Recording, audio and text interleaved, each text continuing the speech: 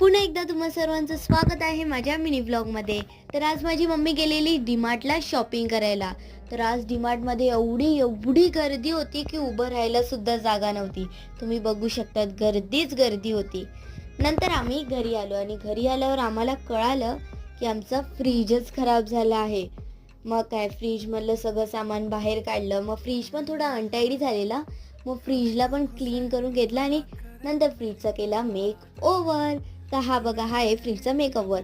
नंतर मम्मीने एक सरप्राईज दिला, ते म्हणजे मम्मी बनवते चिकन 65. अभी मजा आएगा ना भिड़ो. तर हे बघा, इकडे आपले चिकन 65 होतं आहे रेडी. मला तर चिकन 65 खूप जास्त आवडतं. हे बघा, आपलं चिकन 65 झालेलं आहे रेडी. आज जेवणाला होता चिकनाचा रस्सा, चिकन 65. नंतर मी माझा प्रोजेक्ट करत बसली.